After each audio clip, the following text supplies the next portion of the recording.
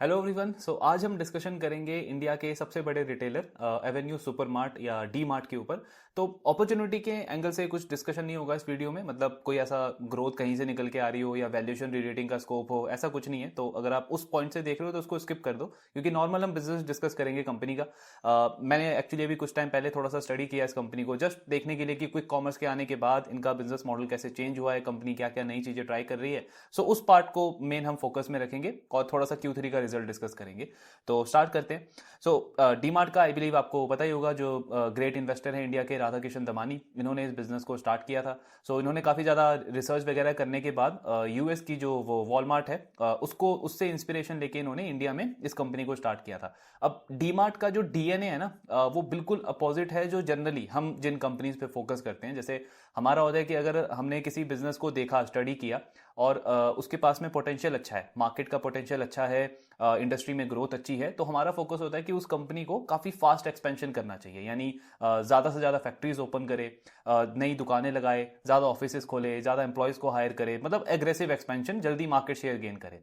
डीमार्ट का डीएनए इससे बिल्कुल अपोजिट है। मतलब वो बचपन में हमने वो स्टोरी सुनी है ना, slow and steady wins the race, वो खरगोश और कछुए वाली। तो उस तरीके की फिलॉसफी पे ये काम करते हैं। तो इनका अगर आप पहला 10 स्टोर्स देखोगे तो कंपनी को लगभग 7-8 साल लग गए थे स्टार्टिंग के 10 स्टोर्स ओपन करने में। आज हम किसी रिटेलर की बात करते हैं तो वो तो एक एक साल में 100-200 के आसपास स्टोर्स ओपन करता है। इस कंपनी का आई थिंक 20 से ज़्यादा साल हो गया इस कंपनी को, और अभी टोटल स्टोर्स आप देखोगे तो 450 भी नहीं है, 440-445 के आसपास टोटल स्टोर्स है कंपनी के। तो काफ़ी स्लो एक्सपेंशन आप बोल सकते हो, लेकिन बहुत ही कंजर्वेटिव अप्रोच है। यानी बिजनेस पहले फोकस करता है कि जो भी एरिया के अंदर हम हैं उसको प्रॉफिटेबल करें और फिर धीरे धीरे हम स्केल करें। यानी कि ऐसा नहीं कि एग्रेसिव एक्सपेंशन करें, पहले प्रॉफिटेबिलिटी लाए, बिजनेस पे कंट्रोल पूरे तरीके से हो, मॉडल पे कंट्रोल हो, एक हमारा स्ट्रॉन्ग मोड बन जाए, उसके बाद हम उसको स्केल करने के ऊपर फोकस करें। तो ये इनका स्टार्टिंग से नेचर है, इसीलिए काफ़ी स्लो एक्सपेंशन है। इतने सालों बाद भी सिर्फ 440 450 के आसपास स्टोर्स है कंपनी के।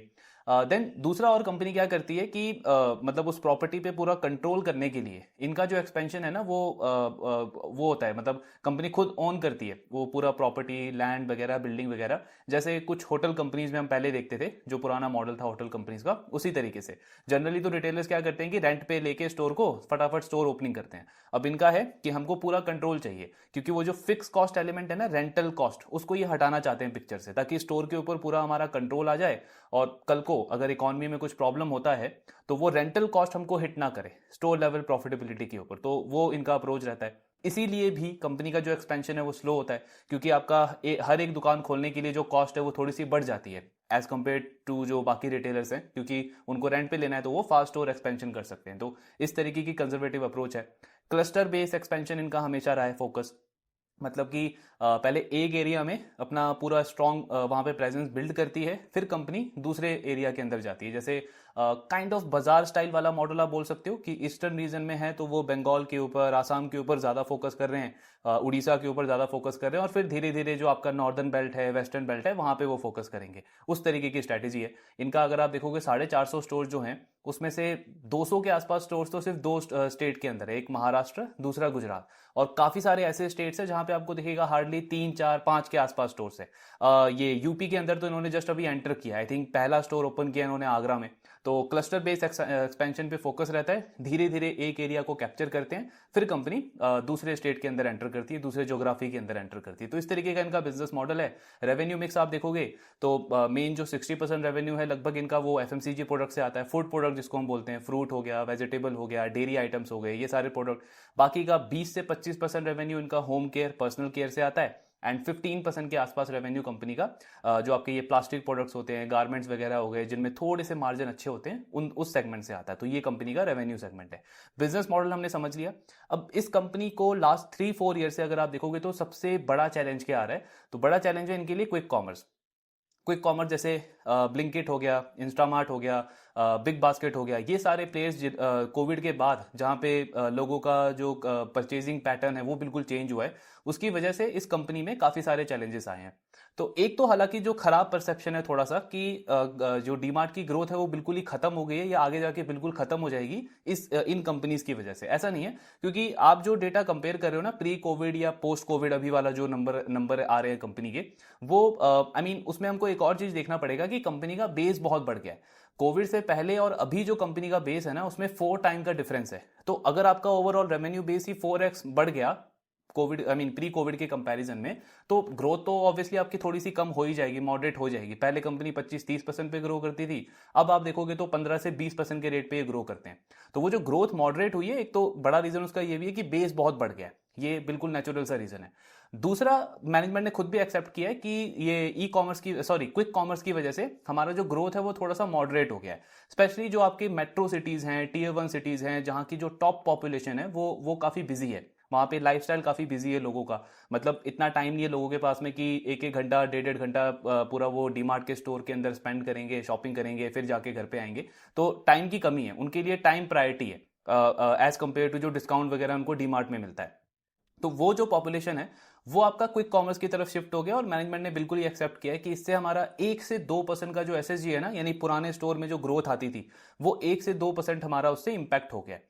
लेकिन अभी भी मैनेजमेंट का कहना है कि जो बड़ा पॉपुलेशन है, और ये तो बिल्कुल कॉमन सेंस की बात है कि इंडिया में अभी भी जो बड़ा साइज है जो पॉपुलेशन का, वो अभी भी कॉस्ट के ऊपर फोकस करता है कि अगर उसको 10% 20% कहीं पे सस्ता मिल जाएगा तो वो उसको ज्यादा प्रेफर करेगा एज कंपेयर टू जो क्विक कॉमर्स पे उनको कन्वीनियंट मिलता है। तो ये चीज अभी भी डीमार्ट के फेवर में जाती है, मतलब उनके उनके मॉडल को थोड़ा सा सपोर्ट करती है। और इसीलिए आप देखोगे कंपनी का कहना है कि हमने इतने सालों में, जब से ये क्विक कॉमर्स आए हैं, स्टोर कोई भी हमारा बंद नहीं हुआ है क्विक कॉमर्स की वजह से। हाँ, ग्रोथ थोड़ी सी मॉडरेट हो गई है 1-2% के आसपास, लेकिन कुछ भी ऐसा नहीं है कि हमको ऐसी नौबत आ गई हो कि हमको स्टोर क्लोज करना पड़ रहा हो, तो उस तरीके का नहीं है। कंपनी ग्रो कर रही है अभी भी, बट ग्रोथ थोड़ी सी कम हो गई है कंपनी की। अब इसको मैनेज करने के लिए इनकी मैनेजमेंट क्या क्या चीजें कर रही है, तो एक तो सबसे पहले इनका थोड़ा सा कॉस्ट बढ़ गया है। ये क्विक कॉमर्स के आने की वजह से कॉस्ट क्यों बढ़ गया है?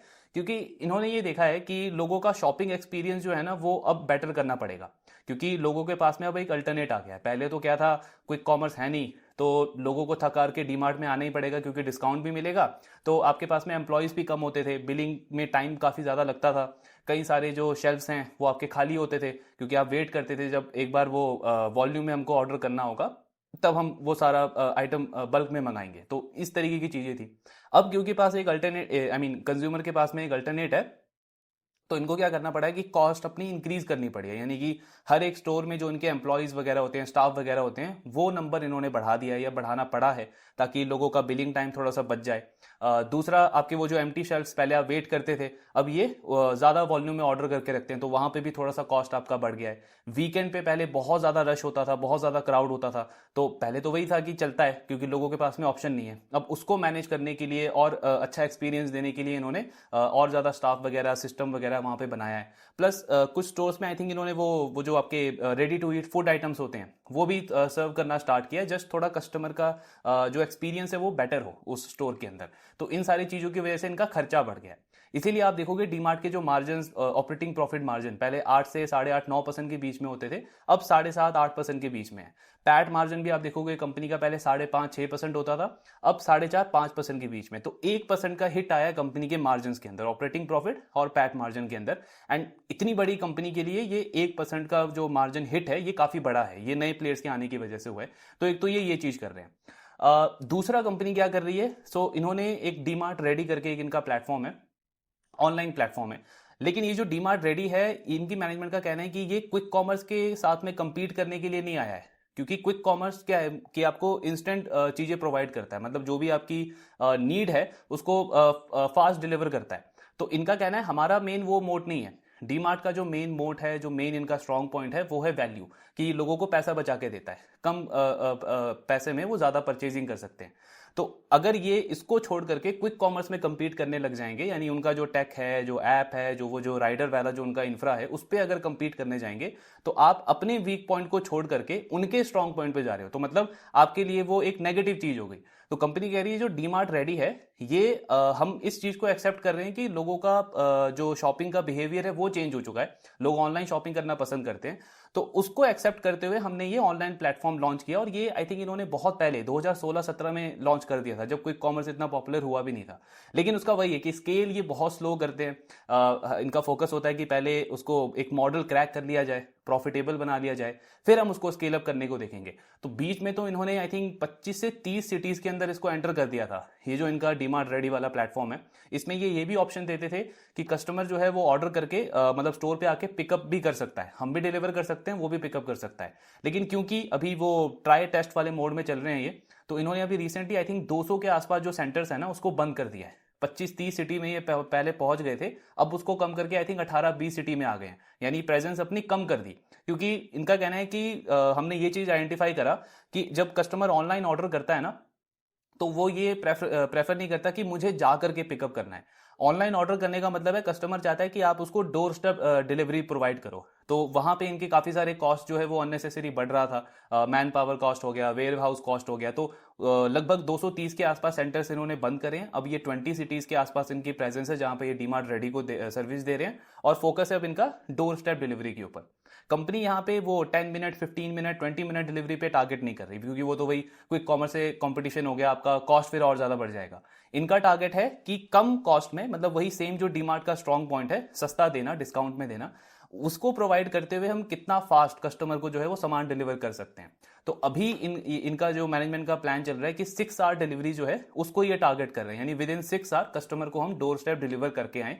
15-20 मिनट ये सोच भी नहीं रहे हैं, लेकिन विद इन 6 आवर्स में इनका टारगेट है कि एक तो हम सेम पैसा बचा के दें कस्टमर को, और हमारे लिए बिजनेस के लिए वो प्रॉफिटेबल हो। अनलाइक जो क्विक कॉमर्स का मॉडल है जिसमें बहुत ज्यादा खर्चा करना पड़ता है, हाई कॉस्ट मॉडल है, तो उसके अगेंस्ट में कंपनी इस वाली चीजों को ट्राई कर रही है। तो ये इनका अभी एक अभी वो प्लान चल रहा है।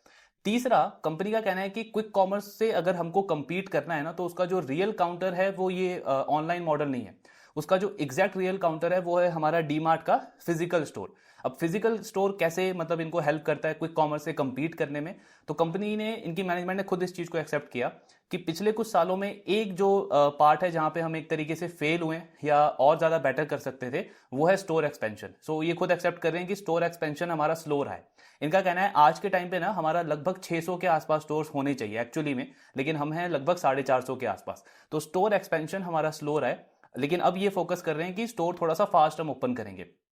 पहले ये एनुअली लगभग 40 से 50 स्टोर्स ओपन करते थे, अब इनका प्लान है आगे चल के 50-70 के आसपास हर एक साल में स्टोर ओपन करेंगे। अब स्टोर ओपनिंग इनको कैसे मतलब एक वो स्ट्रॉन्ग एज प्रोवाइड करता है क्विक कॉमर्स के कंपैरिजन में, तो कंपनी का कहना है कि जब डीमार्ट का स्टोर एक जगह पे ओपन होता है ना, तो उसके 5 से 7 किलोमीटर का जो रेडियस है, उसके जो कस्टमर्स हैं वो अपना बल्क परचेजिंग के लिए डीमार्ट में ही आना प्रेफर करते हैं। ये इनको डेटा ये शो करता है, क्योंकि कंपनी का कहना है कि क्विक कॉमर्स आपको फास्ट डिलीवरी दे रहा है, मतलब अर्जेंट जो आपको चीज चाहिए वो आपको डिलीवर करके दे रहा है।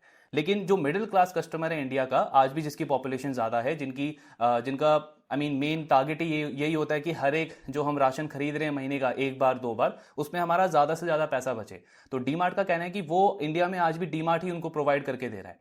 तो डीमार्ट का स्टोर जहां पे आ जाता है, वो 5 से 7 किलोमीटर के रेडियस में जो कस्टमर हैं, उनका महीने का राशन जो बल्क बाइंग है उसके लिए वो डीमार्ट ही आते हैं, जिनको एक बार में ऑन एन एवरेज 5,000 से 10,000 की शॉपिंग करनी है। तो उनके माइंड में होता है कि अगर मेरा 1,000 से 1,500 रुपए भी बच जाता है इतनी बड़ी शॉपिंग पे, तो वो भी उनके लिए बहुत ज्यादा वैल्यूएबल है। तो वो कस्टमर अभी भी डीमार्ट पे आता है, क्योंकि क्विक कॉमर्स मतलब ऑनलाइन अगर आप ऑर्डर कर रहे हो तो कॉस्ट तो आपकी ज्यादा है ही, और जो कंपनी प्रोवाइड कर रही है वो इंफ्रा, उसके लिए भी कॉस्ट ज्यादा है, क्योंकि उतने एरिया में उसको डार्क स्टोर्स काफी ज्यादा ओपन करने पड़ेंगे। फिर हर एक डार्क स्टोर के ऊपर आपको ज्यादा वॉल्यूम चाहिए प्रॉफिटेबिलिटी बढ़ाने के लिए, तो उनके लिए पर ऑर्डर कॉस्ट जो है वो काफी ज्यादा है। डीमार्ट के लिए पर ऑर्डर कॉस्ट जो है वो कम पड़ जाती है, क्योंकि वॉल्यूम ज्यादा आ जाता है। तो उस पॉइंट पे कंपनी खेल रही है कि हम ज्यादा से ज्यादा स्टोर ओपन करेंगे, थोड़ा एग्रेसिव वहां पे प्ले करेगी। दिल्ली एनसीआर यूपी वाला जो बेल्ट है वहां पे कंपनी की बहुत कम प्रेजेंस है, पिछले कुछ सालों में ज्यादा एक्सपेंशन किया ही नहीं है। तो एक तो इन्होंने मुंबई में, गुजरात में, साउथ में आई थिंक तेलंगाना, तमिलनाडु, 2-4 ऐसे स्टेट्स हैं जहां पे आपको दिखेंगे 50 से 100 के आसपास स्टोर्स है कंपनी के। लेकिन बाकी काफी सारे ये जो नॉर्दर्न बेल्ट है यहाँ पे कंपनी वीक है। तो अब ये इधर एग्रेसिव एक्सपैंड कर रहे हैं ताकि वो जो क्विक कॉमर्स का जो मतलब कस्टमर को जो लेके जा रहे हैं वो उसको ये रोक पाए और वहां पे प्रॉफिटेबिलिटी कंपनी मेंटेन कर पाए। सो ये सारी चीजें कंपनी ट्राई कर रही है। अब इनका Q3 का एक बार नंबर भी देख लेते हैं कि इस क्वार्टर में इनके नंबर्स कैसे आए हैं। कल ही रिजल्ट आया कंपनी का। सो रेवेन्यू मिक्स जैसे हमने डिस्कस किया, 57% कंपनी का ये फूड FMCG वाले प्रोडक्ट से आता है, फिर बाकी का 20% आपका non FMCG, home care, personal care, and बाकी जनरल मर्चेंडाइज, मतलब जो आपका 23% रेवेन्यू है, टॉयज हो गए, आपके होम अप्लायंसेस हो गए, प्लास्टिक गुड हो गया। ये कंपनी का क्लस्टर बेस्ड एक्सपेंशन स्ट्रेटेजी रहा है। सो यहाँ पे आप देखोगे जैसे गुजरात में काफ़ी ज़्यादा स्टोर्स हैं, महाराष्ट्र में आप देखोगे 120 के आसपास स्टोर्स हैं, आंध्र प्रदेश, तेलंगाना, तमिलनाडु यहाँ पे बहुत ज़्यादा है, कर्नाटका यहाँ पे काफ़ी अच्छी प्रेजेंस है। लेकिन फिर अगर आप नॉर्थ में देखोगे, एनसीआर हो गया, पंजाब हो गया, यूपी में एक एक स्टोर इन्होंने अब ओपन किया है इतनी बड़ी मार्केट में। एमपी में सिर्फ 26 स्टोर्स हैं, राजस्थान में सिर्फ 25 स्टोर्स हैं। तो जो नॉर्दर्न बेल्ट है वो पूरा पूरा खाली है कंपनी के लिए। तो स्कोप ऑफ ग्रोथ अभी भी है इनके लिए, बस इन्होंने अपना वो जो अप्रोच है उसको अब चेंज करने की जरूरत है, जो कंपनी ने अभी किया है।